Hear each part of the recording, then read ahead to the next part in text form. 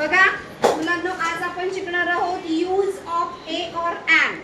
हा म्हणजे काही शब्द दिलेत तुमच्या समोर, त्याच्या समोर आपल्याला ए लावायचंय की एन लावायचंय हे आज आपल्याला शिकायचंय.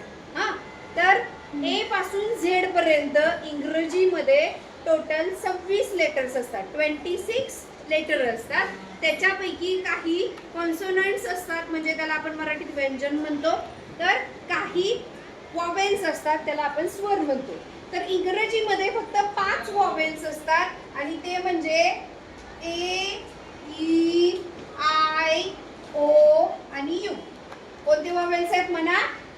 ए, E, I, O, U. Okay, तर हे आहेत वॉवेल्स. तर तुमच्या समोर जे शब्द आहेत त्या शब्दापैकी जो शब्द ज्याच्या सुरुवातीला याच्यापैकी एक वॉवेल येईल त्याच्या पुढं आपल्याला चा यूज करायचंय. काय कशाचा यूज करायचंय? आणि बाकीचे शब्द जे असतील म्हणजे कॉन्सोनंटनी सुरुवात होणारे त्याच्या पुढे मात्र आपल्याला काय वापरायचंय? ए वापरायचंय. तर त्याच्या अगोदर आपण उच्चार बघूयात. तर ए चा उच्चार काय होतो रे? ए चा उच्चार काय होतो? ई चा उच्चार काय होतो? ए. ई चा उच्चार काय होतो? आय चा उच्चार काय होतो? ओ चा उच्चार काय होतो? आणि यू चा उच्चार काय होतो?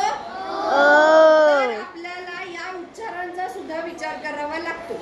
सध्या आज आपण बघणार आहोत फक्त जर शब्दाची सुरुवात ए किंवा ई किंवा आय किंवा ओ किंवा यू न झाली तर त्याच्या पुढे आपल्याला कशाचा यूज करायचा आहे? एनचा. तर चला मग बघूया. पहिला शब्द आहे एरोप्लेन. एरोप्लेन या शब्दाची सुरुवात कशाने झाली आहे रे? इथं आहे का ए? बरोबर आहे.